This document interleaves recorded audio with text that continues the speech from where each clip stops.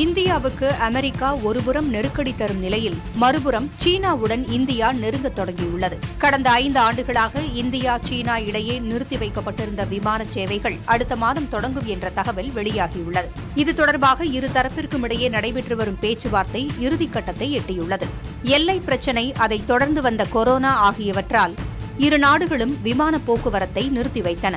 இதற்கிடையே இந்தியாவுக்கு யூரியா உர ஏற்றுமதிக்கு விதிக்கப்பட்ட கட்டுப்பாடுகளையும் சீனா தளர்த்தியுள்ளதாக தகவல் வெளியாகியுள்ளது. இந்தியாவும் சீனாவும் எல்லையில் 4 இடங்கள் வாயிலாக தரைவழி வர்த்தகத்தை தொடங்கவும் பேச்சுக்கள் நடந்து வருவதாக மத்திய அரசு வட்டாரங்கள் தெரிவித்துள்ளன. 2020இல் கிழக்கு லடாக்கில் இரு படைகளுக்கும் ஏற்பட்ட மோதல் பதற்றத்தை அதிகரித்த நிலையில் கடந்த ஆண்டு படைகள் திரும்பப் பெறப்பட்டன. இது இறுக்கமான சூழலை தளர்த்தியது. இச்சூழலில் பிரதமர் மோடி இம்மாத இறுதியில் சீனாவிற்கு பயணம் மேற்கொள்வார் என்றும் தகவல் வெளியாகியுள்ளது. 2024ஆம் ஆண்டில் இந்திய ரயில்வேயில் 64,197 காலி பணியிடங்களுக்கு 1,87,00,000 பேர் விண்ணப்பித்திருந்ததாக நாடாளுமன்றத்தில் ரயில்வே அமைச்சகம் தெரிவித்துள்ளது. ரயில்வேயில் உள்ள காலி பணியிடங்களை நிரப்புவது குறித்த கேள்விக்கு மத்திய ரயில்வே அமைச்சர் பதிலளித்தார். அப்போது 1,08,000 பதவிகளுக்கு ஆட்சேர்ப்பு பணிகள் நடைபெற்று வருவதாக தெரிவித்தார். உதவி லோகோ பைலட்டுகள், தொழில்நுட்ப வல்லுநர்கள் உள்ளிட்ட பதவிகளுக்கு போட்டி கடுமையாக உள்ளதாக மத்திய அமைச்சர் கூறினார். முன்னாள் கிரிக்கெட் வீரர் சுரேஷ் ரெய்னாவிடம் சட்டவிரோத பெட்டிங் செயலி வழக்கில் அமலாக்கத்துறையினர் விசாரணை நடத்தினர். சட்டவிரோத பெட்டிங் செயலி நிறுவனம் ஒன்றோடு சுரேஷ் ரெய்னா சட்டவிரோத பண பரிமாற்றம் செய்த புகாரின் பேரில் இந்த விசாரணை நடைபெற்றது. சட்டவிரோத செயலியின் விளம்பரத்திலும் சுரேஷ் ரெய்னா நடித்திருந்தார். அது குறித்தும் கேள்விகள் எழுப்பப்பட்டதாக தெரிகிறது. ஆந்திர மாநிலம் குண்டூர் மாவட்டத்தில் பெருமழை பெய்வதால் தேசிய நெடுஞ்சாலை வெள்ளத்தில் மூழ்கியுள்ளது. விஜயவாடாவிற்கு செல்லும் நெடுஞ்சாலையில் சுங்கச்சாவடி ஒன்றை வெள்ளம் சூழ்ந்ததால் போக்குவரத்து பாதிக்கப்பட்டது. வாகனங்கள் நீண்ட வரிசையில் அணிவகுத்து நிற்கின்றன. மிக மெதுவாகவே வாகனங்கள் நகர்வதால் போக்குவரத்து நெரிசல் ஏற்பட்டுள்ளது.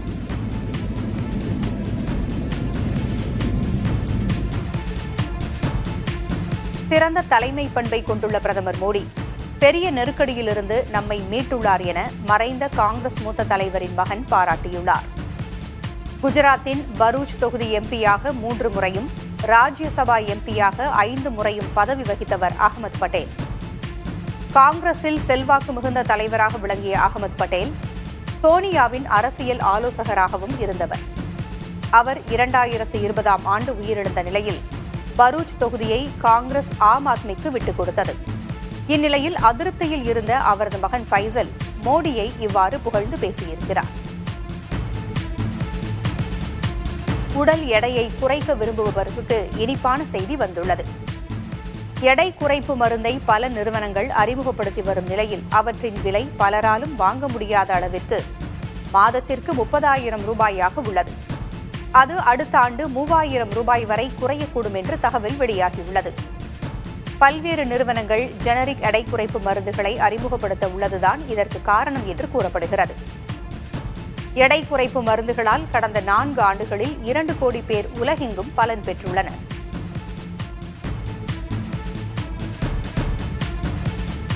விழுக்காடு எத்தனால் கலந்த பெட்ரோலால் காற்று மாசு குறைவதோடு அந்நிய செலாவணி சேமிப்பும் சாத்தியம் என மத்திய அரசு கூறியுள்ளது.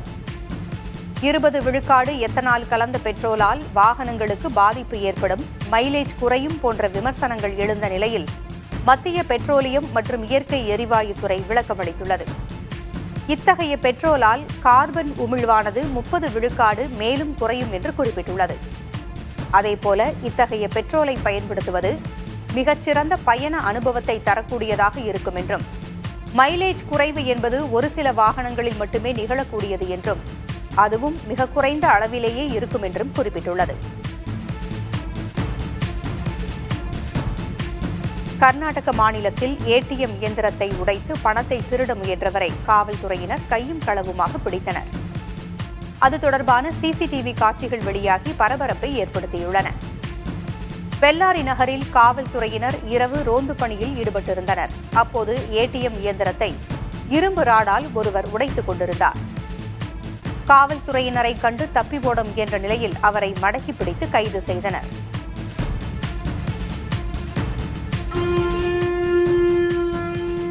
தினசரி 15 நிமிடங்கள் சங்கு ஊதினால் குரட்டை விடுவதை நிறுத்தலாம் என்று ஆய்வில் தெரியவந்துள்ளது. ராஜஸ்தான் மாநிலம் ஜெய்ப்பூரைச் சேர்ந்த கிருஷ்ண சர்மா என்ற மருத்துவர் பல்வேறு நபர்களை கொண்டு 2 ஆண்டுகள் ஆய்வுகளை நடத்தி இந்த தகவலை தெரிவித்துள்ளார். எனினும் இது முதற்கட்ட முடிவு மட்டுமே என்றும் இதுபற்றி விரிவான ஆய்வுகள் தேவைப்படுவதாகவும் அவர் கூறியுள்ளார். சங்கு ஊதும்போது மூச்சை இழுத்து பிடிப்பதால் மூச்சுக்குழாய் சுவர்கள் வலுப்படுவதாகவும் இதனால் குரட்டை குறைவதாகவும் அவர் கூறுகிறார்.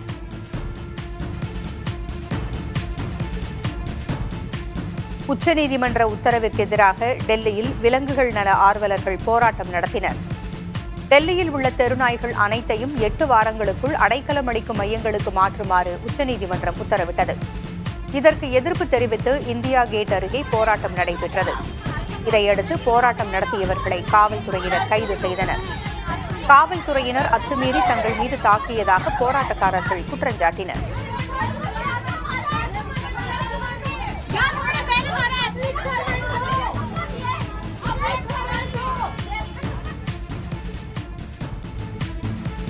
இலங்கையில் யாழ்ப்பாணம் செம்மணி மனித புதைகுழி மற்றும் முல்லைத்தீவு இளைஞர் படுகொலை சம்பவங்களுக்கு நீதி கோரி மட்டக்களப்பில் கவன ஈர்ப்பு போராட்டம் நடைபெற்றது. தமிழரசு கட்சி சார்பில் காந்தி பூங்காவில் உள்ள ஊடகவியலாளர்கள் நினைவிடத்தின் முன் இந்த போராட்டம் நடந்தது. சர்வதேச நீதி விசாரணை வேண்டும் என்பது உள்ளிட்ட முழக்கங்கள் எழுப்பப்பட்டன. தமிழ் நாடாளுமன்ற உறுப்பினர்கள், உள்ளாட்சி பிரதிநிதிகள் உட்பட பலர் இந்த போராட்டத்தில் கலந்து கொண்டனர்.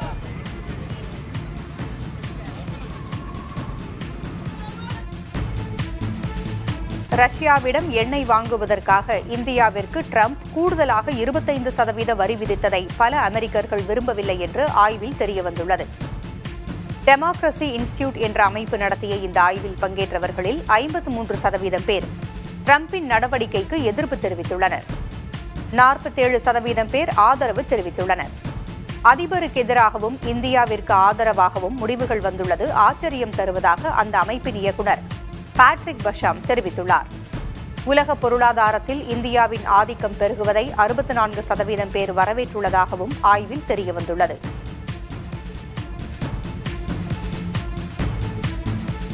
பட்டினியால் வாடி வரும் காசா மக்களுக்கு உலகெங்கும் இருந்து உதவிகள் குவிந்து வருகின்றன.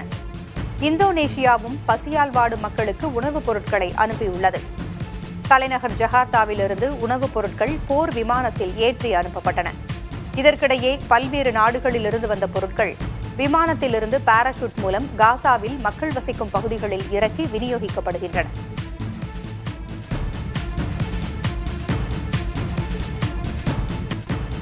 உலக இடதுகை மனிதர்கள் தினம் இன்று அனுசரிக்கப்படுகிறது.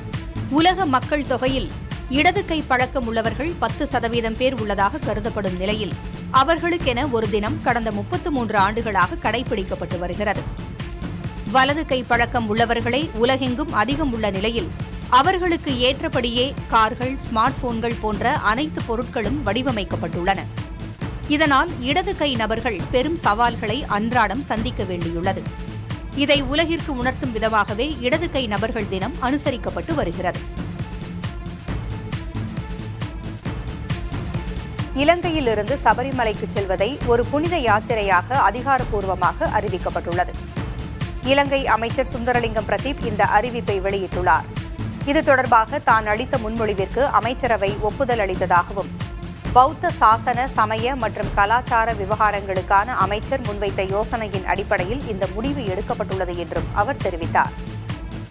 இலங்கையிலிருந்து ஆண்டுதோறும் 15,000த்திற்கும் மேற்பட்ட இந்துக்கள் சபரிமலைக்கு யாத்திரை மேற்கொள்கின்றனர். விக்கிரவாண்டியில் நடைபெறும் உரிமை மீட்பு நடைப்பயணத்திற்கு முன்னதாக மயிலம் முருகன் கோவிலில் பாமக தலைவர் அன்புமணி ராமதாஸ் சுவாமி தரிசனம் செய்தார். அதனைத் தொடர்ந்து ஸ்ரீமத் சிவஞான பாலசுவாமிகளிடம் ஆசீர்வாதம் பெற்றார். அப்போது அவரிடம் பேசிய அன்புமணி ராமதாஸ், மழை பொழிவு அதிகமாக இருக்கிறது, ஆனால் மழை நீரை தேக்கி வைப்பதற்கு ஏற்ப ஏரி குளங்கள் தூர்வாடப்படவில்லை என்று தெரிவித்தார். அதற்கு விழிப்புணர்வு ஏற்படுத்தவே உரிமை மீட்பு நடைபயணம் செய்வதாக கூறினார். மேலும் பெண்களுக்கு வீட்டிற்கு உள்ளேயும் வெளியேயும் பாதுகாப்பு இல்லாத சூழல் உள்ளதாகவும் ஸ்ரீமத் சிவஞான பாலசுவாமியிடம் அன்புமணி எடுத்துரைத்தார்.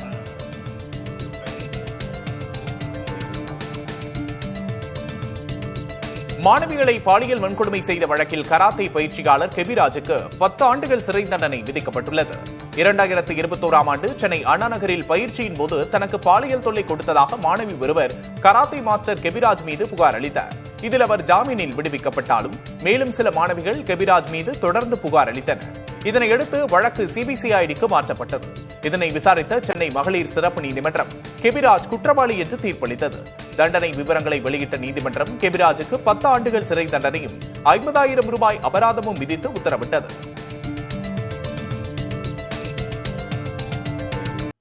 திமுக அரசு செயல்படுத்தி வரும் பல்வேறு நலத்திட்டங்களால் மக்கள் மத்தியில் நமக்கான ஆதரவு மனநிலையே பொதுவாக இருந்து வருவதாக கட்சி நிர்வாகிகள் முன்னிலையில் முதல்வர் மு.க.ஸ்டாலின் பேசியுள்ளார். சென்னையில் திமுக மாவட்ட செயலாளர்கள் கூட்டத்தில் பங்கேற்ற முதல்வர் மு.க.ஸ்டாலின் உடன்பிறப்பே வா நிகழ்ச்சி மூலம் நிர்வாகிகளுடன் பேசுவது தமக்கு உற்சாகம் அளிப்பதாகவும் அரசு பணிகளை விட கழக பணிகள் தாய் வீடு திரும்பிய உணர்வை தருவதாகவும் அவர் குறிப்பிட்டார். மக்களிடையே வரவேற்பை பெற்றுள்ள உங்களுடன் ஸ்டாலின், நலம் காக்கும் ஸ்டாலின் மற்றும் தாயுமானவர் திட்டம் போன்றவை குறித்து பேசிய முதல்வர் ஸ்டாலின் பல்வேறு திட்டங்களால் மக்களிடம் திமுகவுக்கு ஆதரவான மனநிலை இருப்பதாக கூறியுள்ளார். தேர்தல் பணிகளுக்காக 100 வாக்காளர்களுக்கு ஒரு உறுப்பினர் என்ற வகையில் பூத் லெவல் கமிட்டியை நியமிக்க வேண்டும் எனவும் இந்த களப்பணிகளை தாமே நேரடியாக கண்காணிப்பேன் என்றும் அவர் தெரிவித்துள்ளார். தானும் ஓய்வெடுக்கப் போவது இல்லை, உங்களையும் ஓய்வெடுக்க விடப் போவது இல்லை என்று குறிப்பிட்டுள்ள முதல்வர் மீண்டும் ஆட்சி அமைப்பதே நமது இலக்கு என்றும் தெரிவித்துள்ளார். தமிழ்நாட்டிற்கு மேலும் முதலீடுகளை ஈர்க்கும் வகையில் வரும் செப்டம்பர் மாதம் ஜெர்மனி மற்றும் இங்கிலாந்து நாடுகளுக்கு பயணிக்க உள்ளதாகவும் அப்போது அவர் தெரிவித்துள்ளார். பாஜக கூட்டணியில் அதிமுக தலைமை தாங்கும் என்றும் முடிவுகளை தாங்களே எடுப்போம் என்றும் அதிமுக பொதுச் செயலாளர் எடப்பாடி பழனிசாமி தெரிவித்துள்ளார். திருப்பத்தூரில் செய்தியாளர்களிடம் பேசிய அவர் அதிமுகவிலிருந்து விலகிய அன்வர் ராஜா, மைத்ரேயன் போன்றோர் எந்த கட்சியிலும் நீடிக்க மாட்டார்கள் என விமர்சித்துள்ளார். சார், விரைவில் நீங்களும் டிடிவி தினகரனும் ஒரே மேடையில் இணையுங்கன்னு சொல்லிட்டு நயினார் நாகேந்திரன் பாஜக தலைவர் சொல்லியிருக்காரு. அது என்ன சார்? அது அவரை கேளுங்க. அவர் தான் எனக்கு சொன்னாரு, அவரே திருப்பிக்கணும். சார், உங்க கூட்டணி பாஜக கூட்டணி பாஜக கூட்டணி எங்கிட்ட உண்டு. ஆனா மத்ததெல்லாம் நாங்க தான் முடிக்கணும். அதிமுக தான் தலைமை தாங்க. ஆக அது சந்தர்ப்ப சூழ்நிலை வருகின்ற பொழுது அதுக்குண்டான பதில் நாங்க தரப்போம்.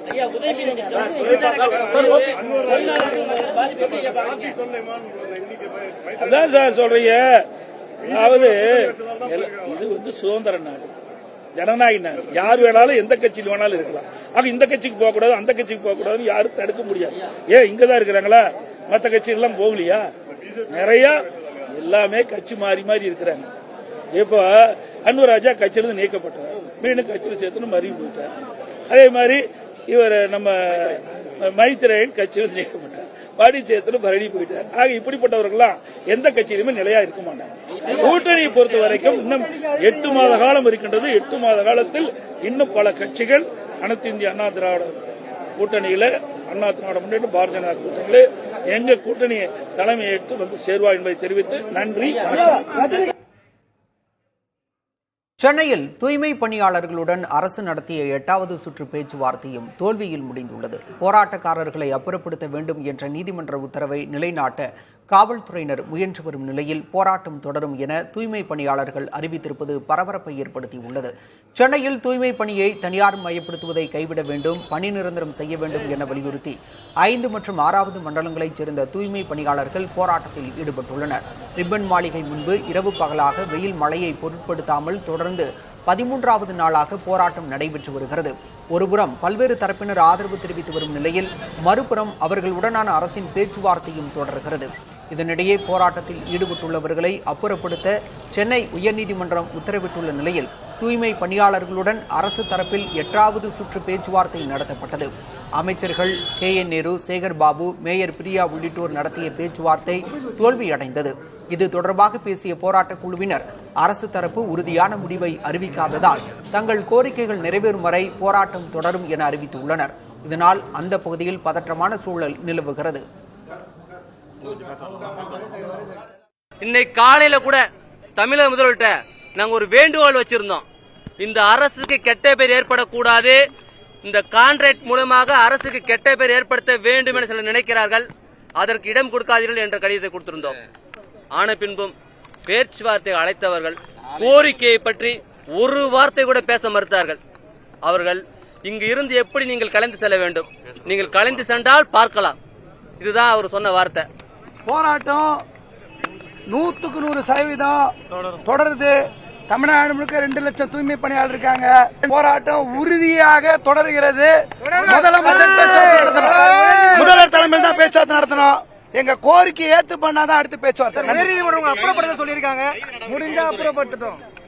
அவங்களால முடிஞ்சா அப்புறப்படுத்த சொல்லுங்க. நாங்க நிக்கிறோம். முடிஞ்சா அப்புறப்படுத்துங்க. போராட்டத்தில் ஈடுபட்டுள்ள தூய்மை பணியாளர்களை அப்புறப்படுத்த நீதிமன்றம் உத்தரவிட்டுள்ள நிலையில் அதனை சுட்டிக்காட்டி காவல்துறையினர் அறிவுறுத்தல்களை வழங்கினர். போராட்டத்தை தொடர்ந்தால் நீதிமன்ற அவமதிப்புக்கு ஆளாக நேரிடும் என எச்சரிக்கை விடுத்த காவல்துறையினர் கலைந்து செல்லுமாறு ஒலிபெருக்கி மூலம் அறிவுறுத்தினர். ஒரு கட்டத்தில் ரிப்பன் மாளிகை பகுதியை காவல்துறை தங்கள் கட்டுப்பாட்டில் கொண்டு வந்ததால் அந்த பகுதியில் போக்குவரத்து நிறுத்தப்பட்டது. இதனால் அந்த பகுதியில் தொடர்ந்து பரபரப்பான சூழல் நிலவி வருகிறது. சார்பாக இந்த போராட்டத்திற்கு சட்ட ரீதியாக இது அணுகி இந்த போராட்டத்திற்கான இடத்தை தேர்வு செய்து இதற்கான வழிவகை செய்யறதுக்கு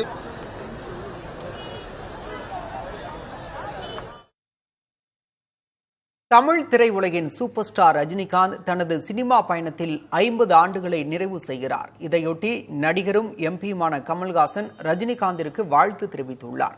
இதுகுறித்து எக்ஸ் தளத்தில் பதிவிட்டுள்ள அவர் சூப்பர் ஸ்டாரை அன்புடனும் பெருமையுடனும் கொண்டாடுவதாக குறிப்பிட்டுள்ளார்.